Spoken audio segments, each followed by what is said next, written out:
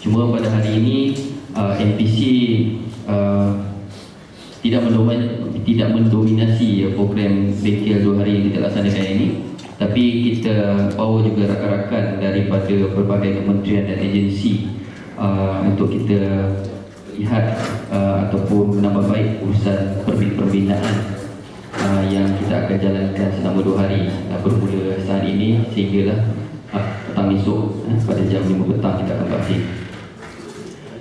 Saya rasa saya ingin mengucapkan salam Aidilfitri juga kepada tuan-tuan dan puan sebab kita masih lagi dalam mood raya dan ada juga yang di kalangan tuan-tuan dan puan pernah menghadiri bengkel contohnya tuan akan daripada air Kedah yang kita jumpa 2-3 kali, bengkel Langkawi juga bengkel di session best practice di Melaka dan sebagainya. Sebelum kita mula, saya ingin perkenalkan dulu rakan-rakan daripada kumpulan fokus dealing with construction permit. Di sebelah kiri saya adalah Puan Fajariah daripada beliau adalah ketua OIC daripada Dewan Bandaraya Kuala Lumpur. And then kita ada IR Bashir, practicing engineer dan juga MPC Associates yang terlibat sama dalam kumpulan fokus bersama juga dengan Board of Engineers Malaysia. And then kita ada juga Puan Aminah daripada SPAN yang hadir, Puan Azlina, cuma dia belum masuk lagi, mungkin ada di luar sana. Puan Azlina, Cik Rosli, bahagian Suraj dan sebagainya hadir. Okey, program kita bengkel 2 hari ini mudah. Pagi ini kita akan mendengar taklimat pertamanya kertas tangan daripada MPC. Kemudiannya kita akan mendengar daripada best practice yang telah dilaksanakan di Kuala Lumpur, bagaimana penambahbaikan tentang urusan pembinaan di Kuala Lumpur dilaksanakan. Kemudian lepas itu kita akan mendengar daripada Puan Aminah tentang garis panduan baru OIC yang macam mana kita terperkukuhkan lagi bagaimana pelaksanaan OIC ini lebih berkesan dalam membantu tuan-tuan dan puan-puan meluluskan plan pembangunan. Saya minta maaf kat belakang ni sebab ada tiang. Ada tiang, kalau tak berapa nampak kita boleh adjust lah di kiri dan sebagainya. So saya mengharapkan juga fasilitator yang lain pun boleh bergerak ke depan dan belakang lah. Kadang-kadang mungkin dia nak tengok muka fasilitator Okey. Pagi ni kita akan bermula sebentar lagi. Kemudian saya akan minta taklimat tentang perjalanan program dan kita akan berhenti insya-Allah pada 10.30 untuk tea break. Dan kita akan susuli dengan penerangan daripada Puan Aminah, dan di akhir insyaAllah pada sebelah petang ni kita akan jalankan satu simulasi bagaimana tuan-tuan dan puan-puan berdasarkan penerangan yang telah disampaikan oleh Puan Aminah tentang garis panduan baru OIC dan juga arahan kerja yang kita akan edarkan supaya tuan-tuan faham tentang pelaksanaan garis panduan baru ini bagi meluluskan pembangunan. Kita akan buat satu simulasi berdasarkan plan sebenar bagi satu pembangunan di sini. Untuk pengetahuan tuan-tuan dan puan-puan, hari ini dia bengkel kita berbeza sedikit berbandingkan bengkel yang kita laksanakan di tempat lain. Kalau sebelum ini kita hanya terhad kepada negeri tertentu, tapi disebabkan di utara ni kita ada wakil, kita ada PPT di Perlis, kita jemput sekali ada untuk combine sebab hasrat spirit pun masih sama, meluluskan pembangunan berdasarkan undang-undang yang sama. Okey, kita dah ada rakan-rakan baru daripada kumpulan fokus, Cik Nur Syam daripada SKMM, Ibu Pejabat. Kita ada itu Cik Rosli, SPAN bahagian pembentungan. Puan Azlina belum masuk lagi. Dia keluar. Okey. Baik. Sama-sama itu kita akan kenal lah. Tujuan maksudnya penambahbaikan yang kita laksanakan ini bukan hanya terhad kepada agensi tertentu. Kalau dulu sebelum ini kita hanya melihat sesuatu penambahbaikan yang dilaksanakan oleh di peringkat ibu pejabat ataupun di peringkat kementerian atau agensi hanya terhad kepada satu agensi, satu kementerian saja. Tapi sekarang ni kita look from different perspective yang mana kita perlu lihat secara keseluruhan, secara holistik ataupun lebih sistemik tentang pelaksanaan kelulusan pembangunan supaya kita boleh faham bagaimana TNB meluluskan pembangunan, apa requirement TNB dan apa yang menyebabkan maklumat yang kurang yang menyebabkan menghalang kepada kelulusan itu dilaksanakan. So kita sekarang ni tuan-tuan even dalam pasukan kumpulan fokus di Konser Pemimpin ni dah jadi komplit dah, macam satu orang kata satu kumpulan OEC sendiri ya. So sama-sama juga dengan tuan-tuan bila meluluskan pembangunan, bila mesyuarat OEC dan sebagainya, tuan perlu berbagai pandangan untuk memberi ulasan ataupun meluluskan atau melakukan plan yang dilaksanakan. Cuma kali ini disebabkan mungkin pada faktor pertindihan program yang lain, ada juga wakil daripada Pakatan Arkitek Malaysia ataupun Lembaga Arkitek Malaysia ataupun MIP dalam tim kita ni. Dia tidak dapat hadir, tapi mereka sampaikan salam lah kepada rakan-rakan di utara supaya kita dapat menambah baik, supaya Kedah dan Perlis sebagai sebuah negeri yang mesra kepada pembangunan. Maksudnya bila ada pembangunan maka adalah peluang pekerjaan, bila ada peluang pekerjaan maka pertumbuhan ekonomi itu akan dapat rancak di utara. Okay. Itu sikit sebanyak mukadimah yang saya ingin sampaikan. Kita mencadangkan hari ini kita akan cuba, kita tak nak panjang, kita akan habiskan pada 4.30 supaya tuan-tuan pun boleh balik dengan selesa dan sebagainya, dan kita akan sambung balik bingkil pada esok hari pada pukul 9 petang. Kita ada juga wakil-wakil daripada Jabatan Bombo Ibu Pejabat. Pejabat simulasi yang kita laksanakan ni, kita akan, tuan-tuan akan duduk mengikut fungsi tuan-tuan. Contohnya kalau tim OEC akan duduk bersama tim OEC, campulah dari Perlis dengan Kedah ataupun daripada mana-mana daerah yang ada di Kedah ni. Kalau bangunan bomba dengan DOS akan duduk sekali. Lepas tu JKR dengan agensi teknik keluaran. Lepas tu kita ada kejuruteraan, landscape, lepas tu dan juga semualah komponen dalam kelulusan pembangunan itu ada. Tuan-tuan akan duduk bersama supaya kita cuba faham proses garis panduan OEC yang kita laksanakan ini bersama juga arahan kerja. So kita nak lihat, kita nak test bahawa ini adalah masih lagi di peringkat public consultation yang kita nak laksanakan supaya tuan-tuan faham, dan insyaAllah benda ini akan dilaksanakan dan dikuatkuasakan pada dalam kita panggil sebagai fokus group dealing with consortium permit, yang mana pelaksanaan ini adalah dalam sejarah Malaysia yang mana kita berkumpul dengan begitu ramai yang ahli-ahli terdiri daripada pemuda. Untuk maklumat tuan-tuan dan puan-puan, dealing with consortium permit ataupun urusan pembinaan adalah satu indikator yang diukur oleh Bank Dunia. So Bank Dunia dia mengukurkan kualiti peraturan di Malaysia. So bila mereka mengukur peraturan di Malaysia, dia nak menggambarkan adakah Malaysia sebuah negara mesra kepada perniagaan ataupun tidak. Ini dalam laporan Ease of Doing Business.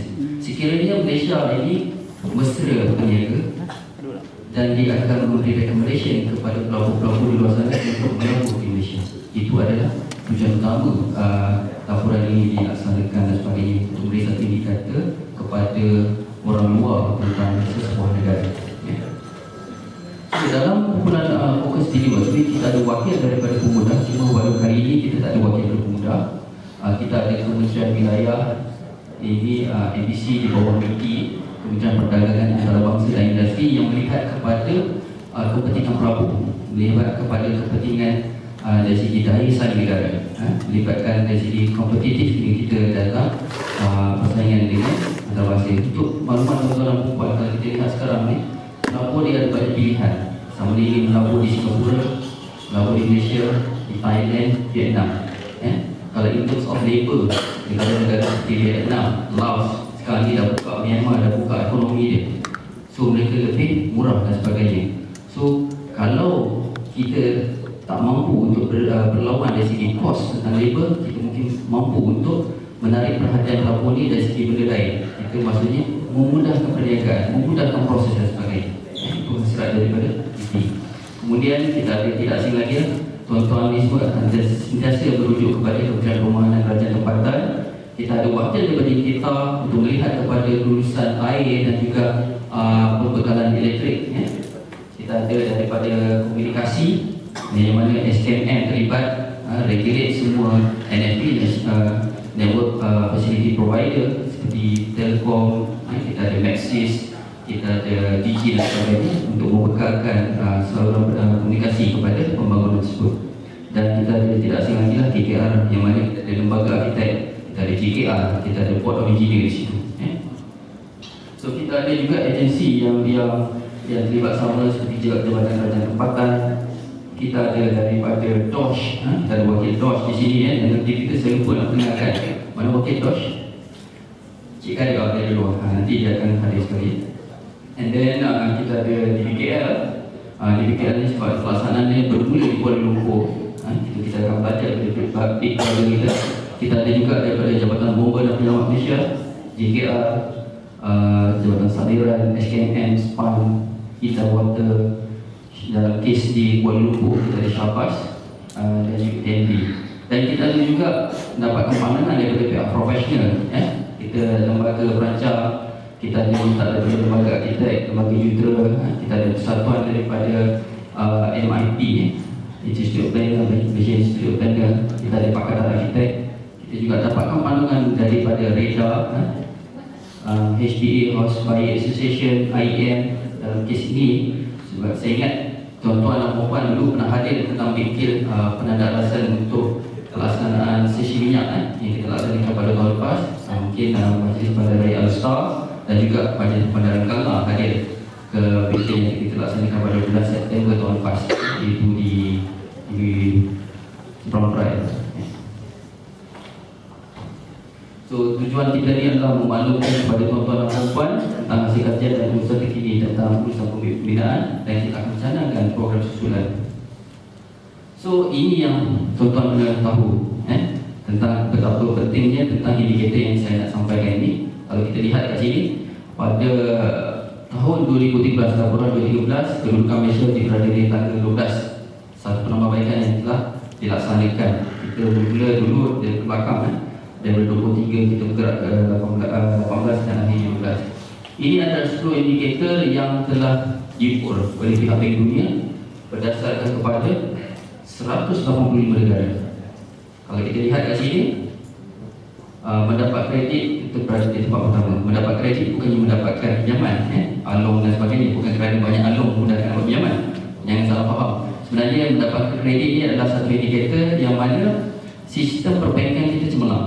Maksudnya kita ada satu sistem yang untuk backup supaya kalau kita ni NPL itu kurang dan sebagainya. And then kita melindungi pelapor. Yang ini dilaksanakan dengan baik oleh Security Commission supaya sekarang ni mereka menggunakan best practice regulation. Security Commission digazetkan saja. Bila digazetkan saja, kalau siapa-siapa besar dia akan tangkap. Sama juga lah macam kita pergi ke airport ataupun kita bawa balik dari luar negara.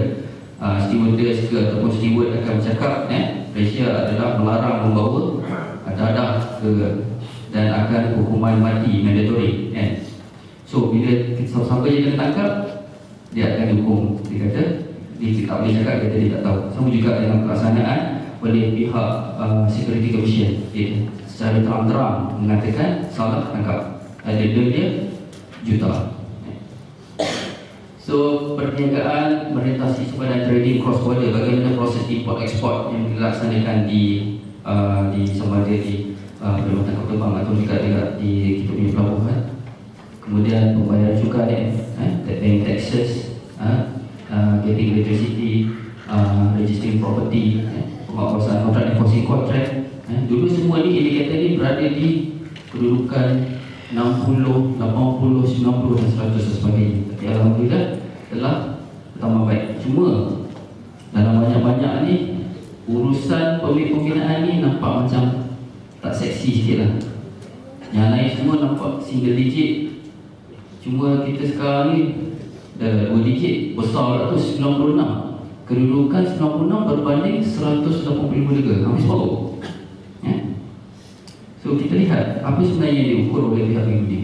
Kalau dalam kes ini, Bank Dunia merujuk kepada prosedur, masa dan kos. So apa yang dimaksudkan dengan prosedur? Prosedur adalah bilangan interaksi di antara regulator dan juga pelabur ataupun peniaga. Sebagai contoh, untuk tuan-tuan mudahkan faham. Kita kata nak pergi ke Sabah, kita kena tunjuk IC 3 kali. Pergi Sabah ataupun Sarawak. Lepas tu kita boraklah dengan Jabatan Immigration. Jabatan Immigration kita kata, kenapa nak pergi Sabah ni sampai 3 kali dan 7 sih? Mana ada je, saya minta sekali je. Tapi dia tak tahu sebelum nak masuk kapal terbang tu berapa banyak kali orang minta nak tengok IC. Tapi kalau dari pandangan immigration, dia kata dia minta sekali je. So dalam kes kita ni, pelaksanaan penambahbaikan urusan pemimpinan, kita jangan melihat dari kita. Kita kena lihat berapa banyak agensi ataupun unit dalaman yang minta. Adakah maklumat yang sama yang kita minta? So kita kena lihat. So lagi banyak prosedur yang kita minta, lagi banyak yang kita perlu, lagi banyaklah kepatuhan yang mereka perlukan. So lagi banyak, bila banyak kepatuhan yang perlu dilaksanakan, banyak kos yang perlu dilaksanakan. Contoh, contohlah kalau saya pergi ke DBKL, di DBKL ni kalau orang Bajaria panggil bil insurans saya kena bayar parking segi 1 jam RM4 kat situ, sebab bukan DBKL tapi dilaksanakan oleh pihak luar lah, yang kata syarikat luar yang menggunakan charge. So maksudnya katakan nak pergi mesyuarat ataupun menghadiri ataupun menyampaikan maklumat kepada PBT, Badan OAC, Badan Bangunan dan sebagainya di Kedah, mereka kena kos compliance tu meningkat. Kalau lagi banyak mereka perlu hadir, lagi banyak lagi kos kereta, minyak, tol kalau dekat KL, lepas tu parking, kos dari segi dokumentasi, nak prepare laporan itu, laporan ini, LCP itu, LCP ini. Sekarang ni dah dengar macam-macam, agensi teknik keluaran pun dah minta LCP. Jadi LCP itu nak kena dilaksanakan oleh juru perancang bertauliah. Kalau ada maklumat tu bukan teknikal kejuruteraan, juru perancang ni tak boleh buat seorang, dia kena hire pula lagi seorang lagi engineer. So berapa banyak kos, fee yang perlu dibayar dan ditanggung dan sebagainya. So adakah sebenarnya maklumat tu diperlukan hanya untuk memenuhi keperluan ISO ataupun betul-betul dalam membantu tuan-tuan dalam membuat perancangan suatu keputusan pembangunan? Itu kita perlu lihat.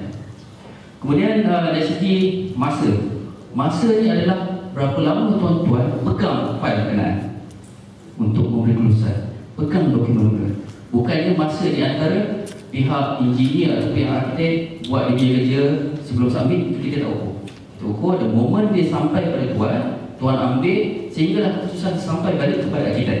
Itu masa yang kita ukur. Dan kita ada kos. Ini kos ni adalah yuran secara rasmi yang tuan-tuan kenakan kepada pemilik pembangunan atau juga kepada PSP yang dia telah lantik. So dari segi kedudukan inilah menyebabkan dulu kita 113, turun lagi 113, dan alhamdulillah tahun lepas 96. Ada penambahbaikan yang direkognize oleh pihak Bank Dunia. So kita menyangkakan insyaAllah pada laporan pada 2014 yang akan keluar pada bulan Oktober ni, kita akan turun lagi sebab banyak inisiatif yang telah kita laksanakan, dan kita juga jemput wakil World hadir untuk menyaksikan penambahbaikan yang telah kita laksanakan. Kita bukan bercakap kosong, berdasarkan satu pembangunan yang telah ada menggunakan model yang kita laksanakan ini. So tuan-tuan perlu lihat Malaysia dibandingkan dengan negara-negara ASEAN. Okey, kalau kita lihat kat sini, Malaysia 96 kedudukannya, prosedur 37, 140 hari, 125 minit hanya untuk membina sebuah stesen minyak. Standard building 1 acre and below, dan desainnya sama, mudah. Tapi kalau kita bandingkan dengan negara lain, kalau kita lihat untuk Singapura, berada di kedudukan 11 prosedur, 26 hari saja untuk meluluskan. Dan kalau kita lihat kat sini, kos saja 16%, kita 125%.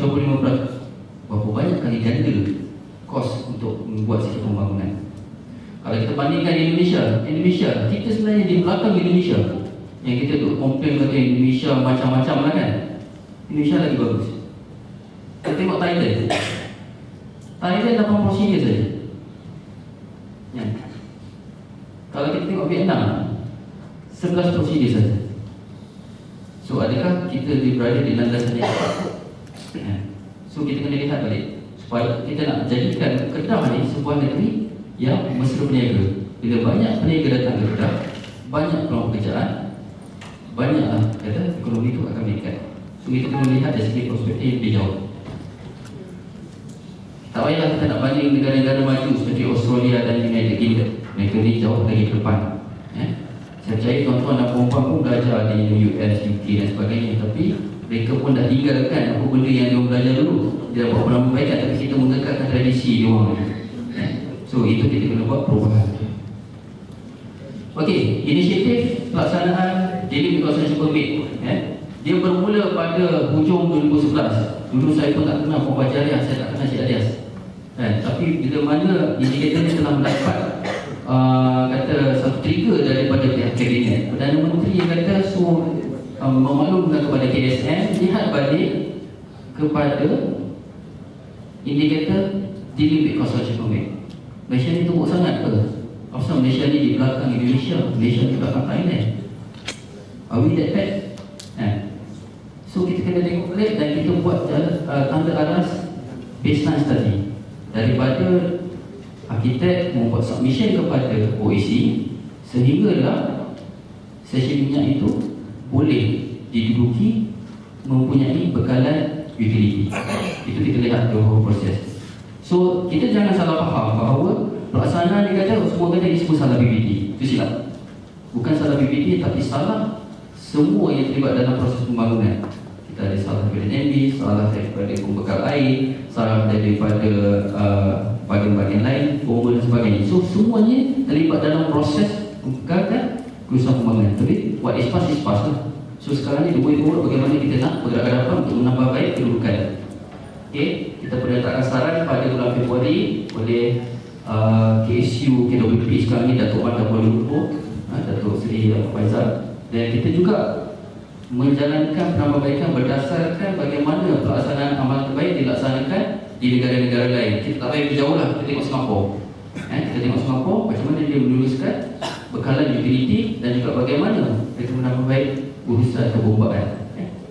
Tuan Mahmud dan Tuan Faiz telah pergi bersama dengan Datuk So, bekas Tok Pengarah Bomba yang lalu.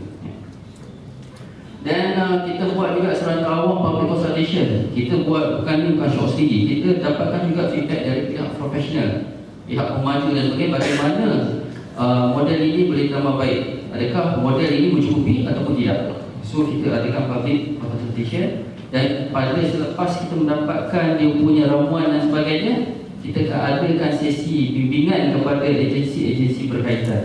Dalam kes ini kita tunjukkan pada DBKL bagaimana proses sebenarnya. Barulah orang DBKL nampak apa sebenarnya yang berlaku. Kadang-kadang kita tak cakap OIC mungkin dia tahu hal OIC, bangunan hanya tahu hal bangunan, tapi tak nampak bagaimana pencitraan buat landscape, buat bagaimana file bergerak, bagaimana keputusan mesyuarat itu dilaksanakan.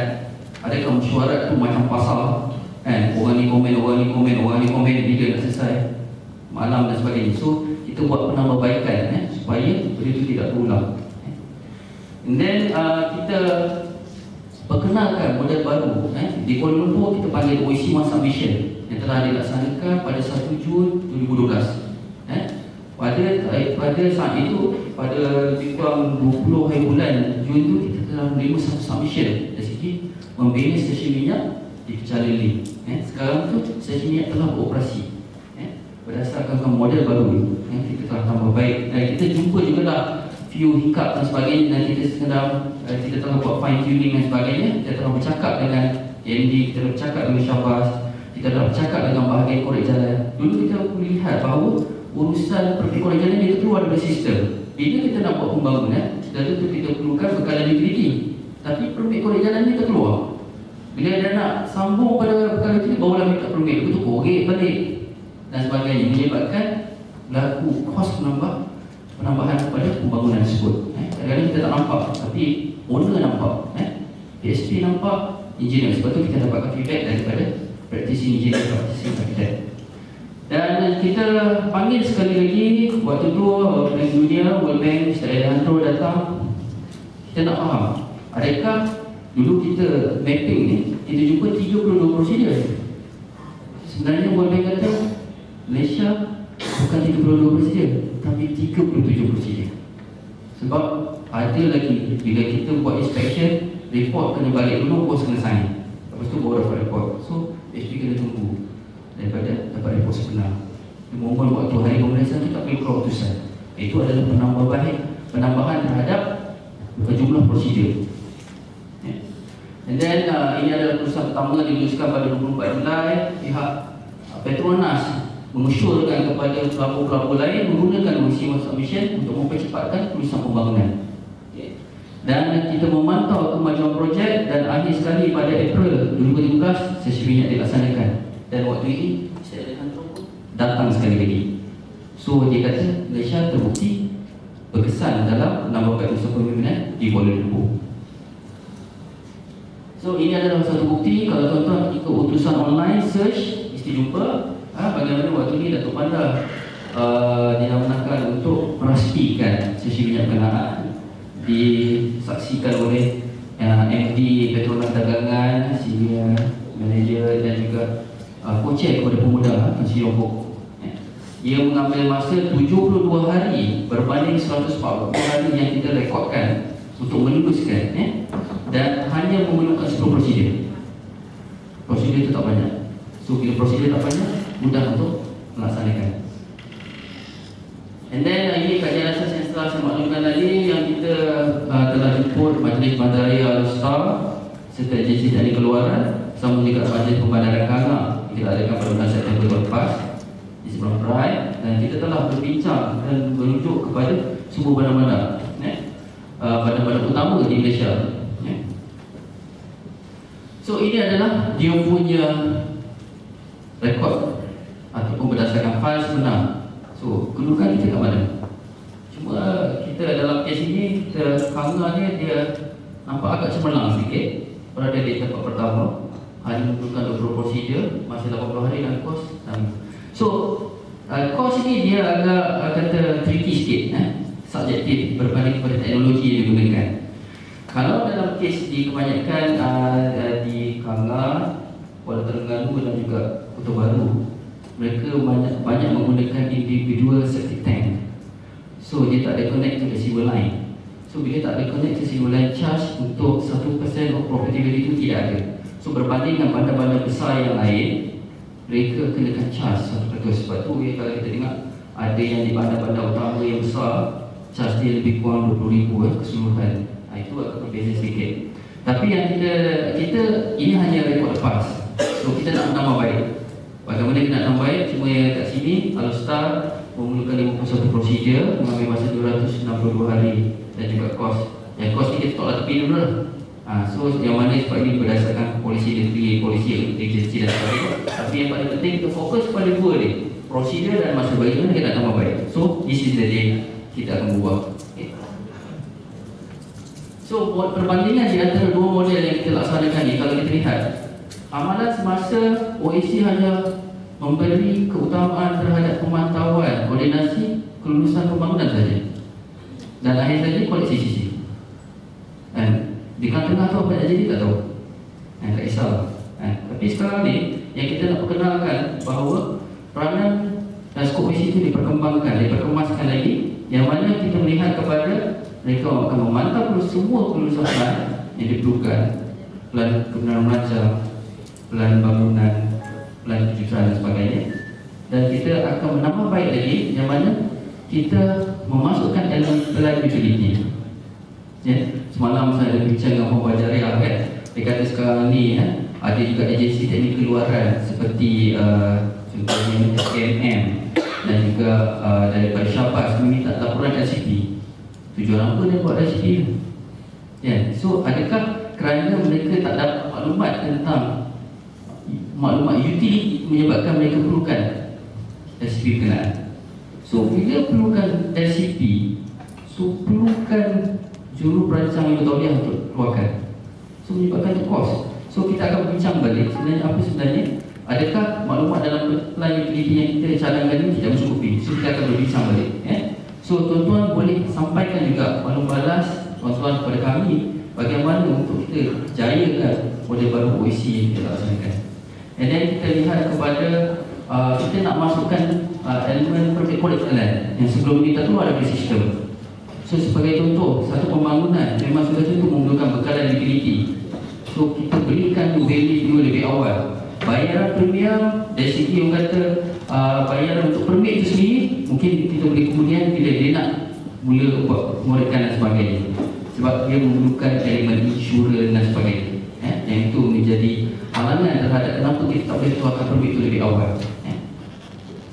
So kita akan sekarang ni semalam, untuk pengetahuan, saya sebagai ni kerja buat pembentangan 15 hari bulan bentang kepada Ketua Pengarah JKPTG bersama dengan Puan Aminah. Bagaimana terdapat persetujuan. Sekarang ini kita ada wakil daripada Pejabat Tanah dan juga PTG di Kedah dan juga Perlis untuk masukkan sekali elemen perusahaan pembangunan usaha tanah ni dalam sekalikan dengan pembangunan, sebab dalam OIC itu ada wakil. Dan pada 19 hari bulan saya pun telah ke Kuching. Mungkin di kalangan tuan-tuan ada juga pergi ke Kuching. Saya telah present sekali lagi kepada Timbalan Kepala PTG bersama dengan Timbalan PTG Negeri, dan Dato' Saluddin mempromosikan bersetuju supaya kajian penandarasan dilaksanakan, supaya kita tahu kat mana kedudukan kita, kat mana dia punya bottleneck sebagainya, macam mana kita nak integratekan sekali dengan usaha pembangunan. Dan kita akan center dari segi notis masuk tapak. Ada setengah-setengah contoh dia di BKR dengan best practice adalah satu mana pembangunan bila premium tu belum dibayar tapi plan bangunan masih boleh diluluskan. Itu biasakan di antara negeri. Sebab best practice mereka laksanakan, mereka akan tahan pada notis masuk tapak.